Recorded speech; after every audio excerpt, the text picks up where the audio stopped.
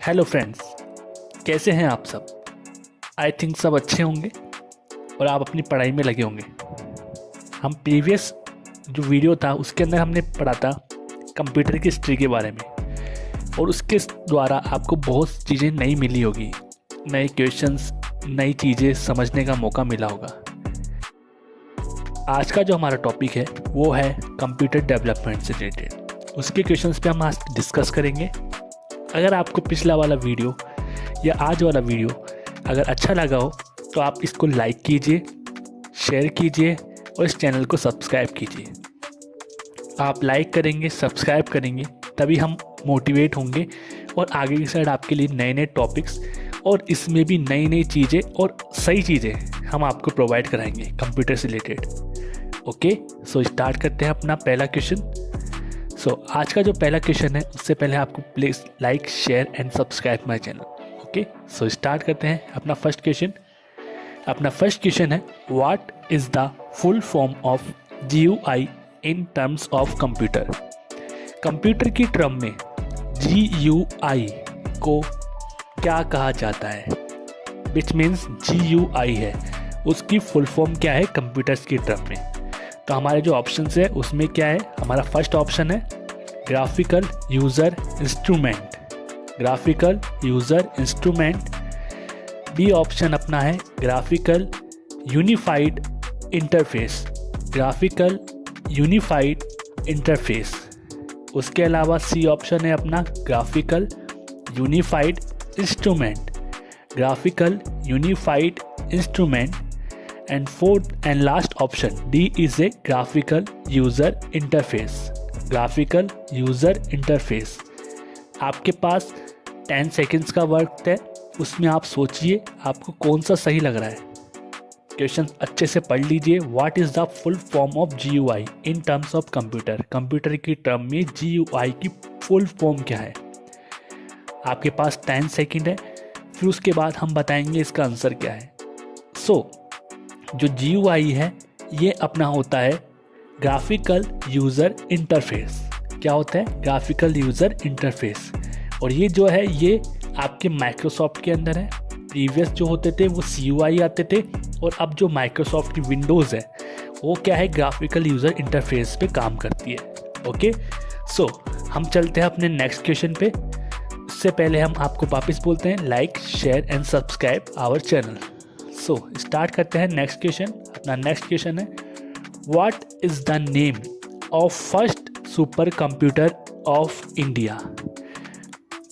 पहला super computer India का, India में जो पहला सुपर कंप्यूटर था उसका नाम क्या था या क्या है, आपको ज़रूर बताना है। आपको पता होना चाहिए कि जो पहला सुपर कंप्यूटर है इंडिया में उसका नाम क्या है। ऑप्शन आपके पास है ENIAC, ENIAC। बी परम 8000, Param 8000। C UNIVAC first, C UNIVAC first. D Saga 220, Saga 220। आप थोड़ा दिमाग लगाइए, सोचिए कि जो पहला सुपर कंप्यूटर था इंडिया का उसका नाम क्या था। ओके, इंडिया की बात हो रही है। इंडिया में जो पहला सुपर कंप्यूटर था उसका नाम क्या था। ऑप्शन से आपके पास ENIAC, परम 8000, यूनिवैक फर्स्ट और सागा 220। इसका जो आंसर होगा वो होगा परम 8000, परम 8000 जो पहला सुपर कंप्यूटर था इंडिया में। ओके, चलते हैं नेक्स्ट क्वेश्चन के ऊपर। अपना जो नेक्स्ट क्वेश्चन है वो क्या है, who was created the first mechanical computer. Who was created the first mechanical computer, किसने पहला मैकेनिकल कंप्यूटर बनाया, किसने पहला कंप्यूटर, मैकेनिकल कंप्यूटर बोल रहा हूँ मैं। ओके, कंप्यूटर नहीं, मैकेनिकल कंप्यूटर।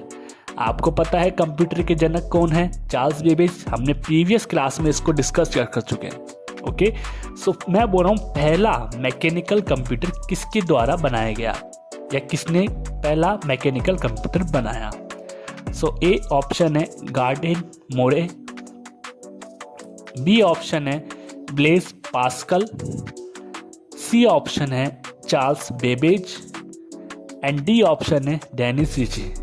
आपके पास 4 ऑप्शन है, वापिस से मैं बता देता हूँ। ए है गार्डेन मोरे, बी है ब्लेज पास्कल, सी है चार्ल्स बेबेज, डी है डेनिस रिची। थोड़ा सोचिए किसने पहला मैकेनिकल कंप्यूटर बनाया, थोड़ा दिमाग लगाइए, क्योंकि हम जो क्वेश्चंस हम आपको पढ़ाएंगे वो हमेशा रिलेटेड होंगे, प्रीवियस लेक्चर से भी रिलेटेड होंगे, आगे आने वाले लेक्चर से भी रिलेटेड होंगे। सो थोड़ा दिमाग लगाइए। हमने प्रीवियस क्लास में क्या पढ़ा था? हमने प्रीवियस क्लास में पढ़ा था कि जो चार्ल्स बेबेज थे उनको कंप्यूटर का फादर कहा जाता है। क्यों कहा जाता है? क्योंकि उन्होंने एक मशीन बनाई। ओके, उन्होंने 2 मशीनें बनाई थी, उसमें से एक जो मशीन थी उसके कारण उन्हें क्या कहा जाता है? Father of computer. अगर आपको उस मशीन का नाम पता है तो आपको इसका आंसर भी पता है।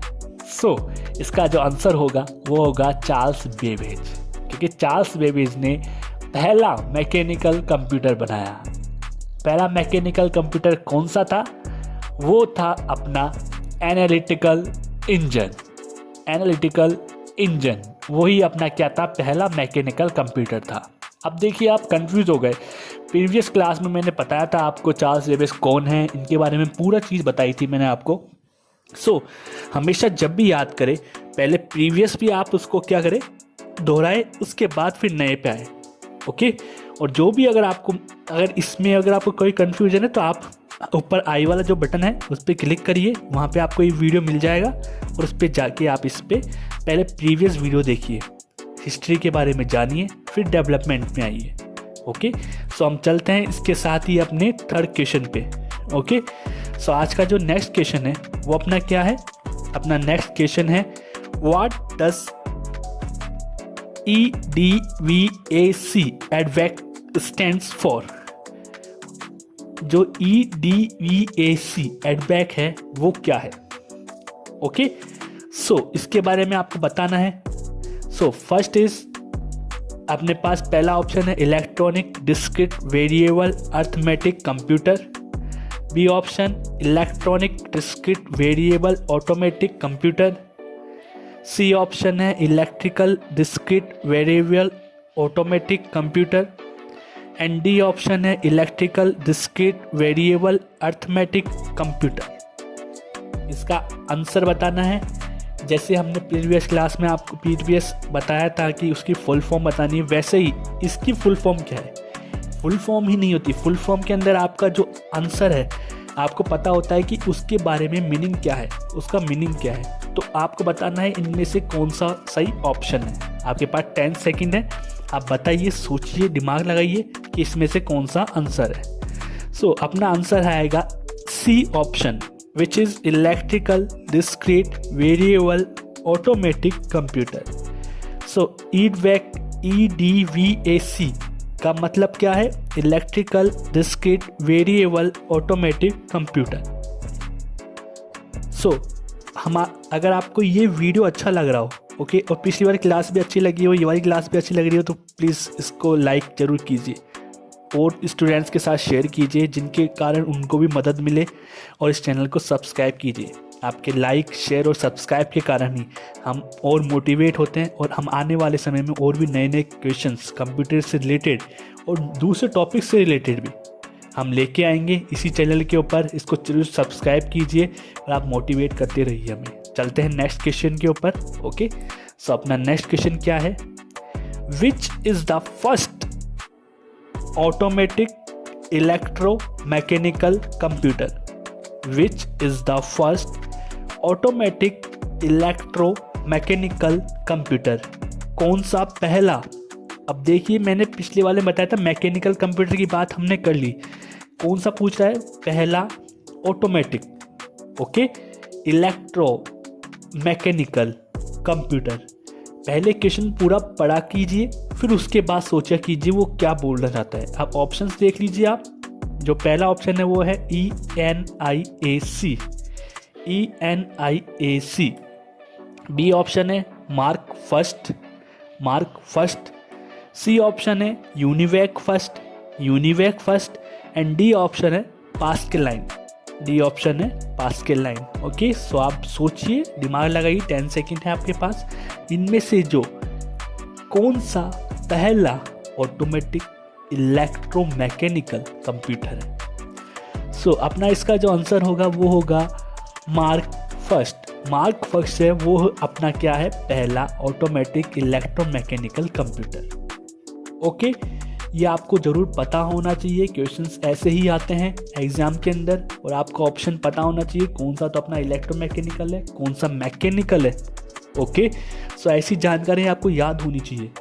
हम बताएंगे आगे, और भी नए टॉपिक्स लेके आएंगे, उसमें बताएंगे आपको इनके बारे में। ओके, सो नेक्स्ट क्वेश्चन पे हम चलते हैं। Next question, is the computer more intelligent then the human?